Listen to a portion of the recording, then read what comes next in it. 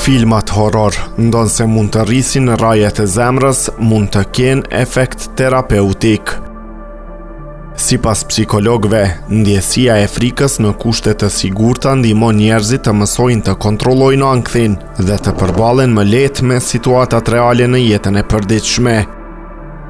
Studimi tregon se kjo forcon rezistencën emocionale dhe vetbesimin.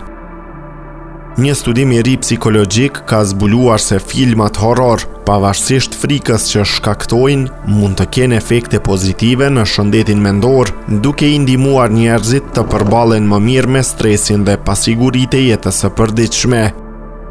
Sipas autorit dhe psikologut amerikan Colton Scrivener nga Universiteti i Arizonas në SBA, ndjekja e historive të frikshme aktivizon në tru procese që ndihmojnë individin të mësojë si të reagojë në situata të vështira. Studimi tregon se frika e përjetuar në mënyrë të kontrolluar përmes filmave horror ose librave mund të shërbejë si një ushtrim emocional që forcon rezistencën psikologjike.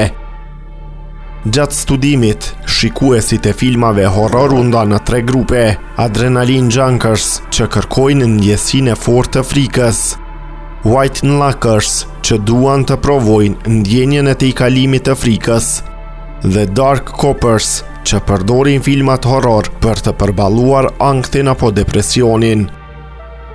Sipas Scrivener, për këta të fundit shikimi i skenave të frikshme është një mënyrë për të testuar kufitë e frikës dhe për të ndjerë siguri në jetën reale. Këto përvoja sipas tij ndihmojnë njerëzit të kuptojnë më mirë reagimet e tyre emocionale dhe të zhvillojnë aftësi për vetkontroll. Një pjesë tjetër e studimit e realizuar në Danimark vërtetoi se të njëjtat rezultate u shfaqen duke dëshmuar se ndjenja e frikës në kushte të sigurta mund të ketë vlera praktike.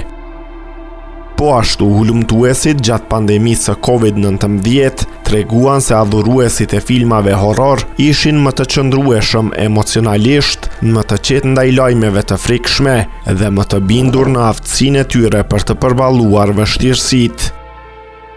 Ekspertët sugjerojnë se efektet pozitive të frikës mund të përdoren edhe në trajtimin e ankthit. Në Holand, për shembull, studiuesit përdorin një videolojë të quajtur Mindlie për fëmijët me ankth, e cila ndihmon ata të përballen me frikën përmes lojës.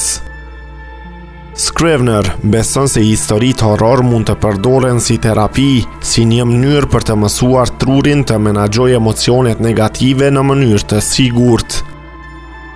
Tmerri na lejon të luajmë me ndjenjen e frikës pa qenë në rrezik real, thot ai duke shtuar se një libër apo film horror i përzgjedhur me kujdes mund të shërbejë si një mjet i vlefshëm për qetësinë e ruajtur në momente kritike dhe forcimin e durimit emocional.